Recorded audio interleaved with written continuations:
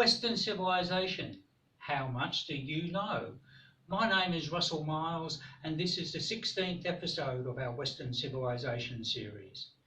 In the previous episode, we looked at how other cultures responded to disease and the decimation of indigenous people in the age of exploration and conquest.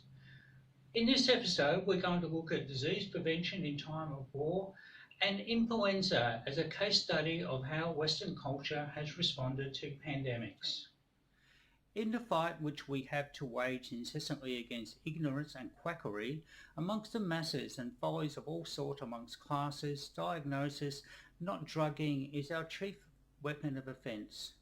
Lack of systematic personal training in the methods of recognition of disease leads to misapplication of remedies, to long courses of treatment when treatment is useless, and so directly to that lack of confidence in our methods, which is apt to place us in the eyes of the public on the level of empirics and quacks.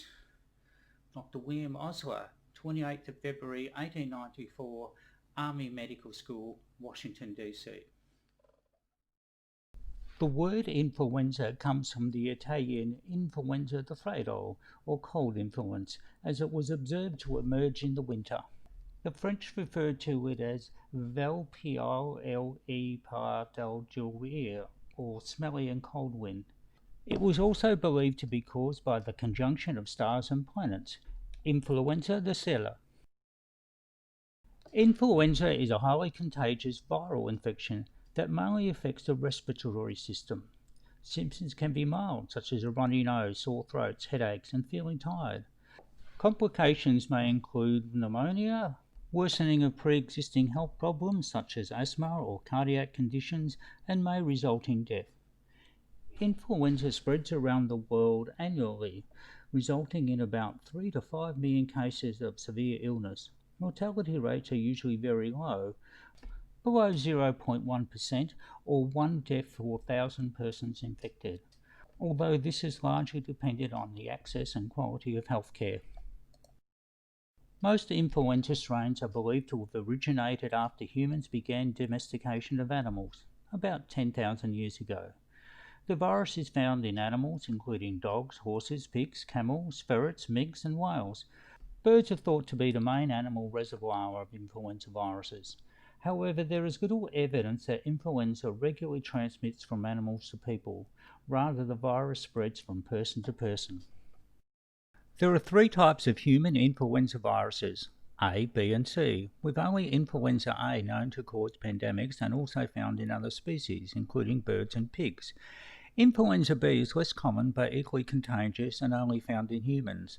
Type C infections generally cause mild illnesses. There is also influenza D viruses, which primarily affect cattle. Influenza viruses are constantly evolving, creating new strains.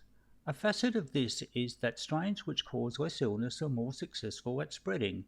That is, they tend not to kill their hosts, thus resulting in illnesses that become milder over time.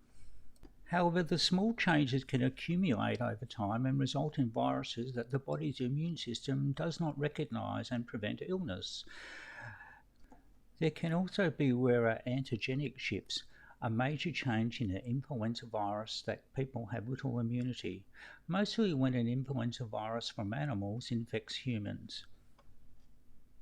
Influenza can be prevented by a vaccine which causes the body to create suitable antibodies which destroy the virus. A new type of vaccine needs to be given each year because influenza viruses change frequently. In 1889, influenza pandemic, often referred to as the Asiatic or Russian flu, was initially reported in late spring in Bulgaria in Central Asia. This virus may have arisen from horses. By November, the epidemic had reached St. Petersburg, then Northern Europe and the United States late in 1889 and early 1890. This pandemic killed about 1 million people around the world. The influenza pandemic of 1918 was one of the largest in history, with 1/3 of the world's population being infected, and it is believed to have caused the deaths of between 20 and 50 million people, 1 in 40 of the world's population. In wars in a couple of centuries prior to the Great War, 1/5 of total deaths were from bullets and 4/5 from disease. In the Spanish-American War of 1898, mostly fought in tropical zones, over 90% of America's war dead were from disease. William Georges was a United States Army physician. He was renowned for abating yellow fever and malaria by controlling mosquitoes. This involved draining ponds and swamps, fumigation, use of mosquito netting, and construction of public water systems. These measures were instrumental in the completion of the Panama Canal. With the United States anticipating entry into the Great War, then Major General Georges instigated an extensive program to prevent disease in the expanded army. This included ensuring sanitary, windowed, and heated barracks. One mandated requirement was that barracks must have a minimum of 300 cubic feet of airspace per occupant. The Imperial Japanese Army had demonstrated the effectiveness of health measures when they had experienced 1/5 of deaths due to disease in the Russo-Japanese War of 1905. The Japanese had long maintained isolation policies, perhaps having seen that trade brings knowledge and disease. With the decline of the Shogun caste rule and the Meiji Emperor restoration from the 1860s, Japan had sought out Western ideas and advice in industry, agriculture, railways, education, law, medicine, with French and then German advisors for their army. Regardless of the planning for military health services, the industrial scale of the Great War was to overwhelm. For every combatant killed or maimed, another would become permanently psychiatrically disabled. This was called shell shock, blindness, paralysis, shakes, etc., for the mistaken belief that it was due to exploding shells causing sudden air compression. In the American Civil War, this has been called soldier's heart, with irregular palpitations observed in men who had experienced prolonged exposure to battles and harsh conditions. The impact of excessive pain, noise, damp, bad food, lack of sleep, death, decay, and grief would eventually break most men. Later medical authorities realised that hospitalisation can make matters worse, and soldiers might recover quicker if treated close to the front line, given rest and kept subject to military discipline. Many were to never recover. This was an era when Western armies, with the sole exception of Australia, still executed men for desertion, often refusal to leave trenches. The influenza pandemic was initially detected at an American Army camp in Kansas in March of 1918. This saw an early theory that the pandemic had started in the United States, perhaps by Army recruits from a Kansas town with extensive pig farming.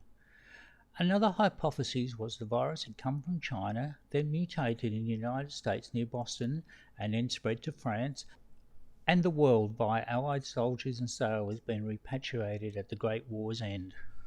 However, in late 1916, at a major British troop staging and hospital camp in Etaples, France, there had been reports of a disease with high mortality that caused symptoms similar to flu. There were reports of a similar outbreak in March 1917 at an army camp at Aldershot in the UK. With soldiers often living in crowded, damp, poor food and unsanitary conditions, with weakened immune systems and afflicted with a range of other disease, and often the victim of poison gas attacks, these were an ideal environment for the spread of a respiratory virus. The pandemic acquired its name because the wartime power suppressed any information. However, Spanish news services, which was neutral, reported that a strange form of the disease of an epidemic character had appeared in Madrid, and that King Alfonso VIII was seriously ill. These days, the pandemic is described by the modern nomenclature of its year, 1918 Influenza Pandemic. Most influenza pandemics had developed in Asia and spread from there to the rest of the world. In Canton, or Guangzhou, China, there are reports of influenza earlier in the winter of 1917-18, but mild and short in duration. Hong Kong was also affected with a mild epidemic in March 1918.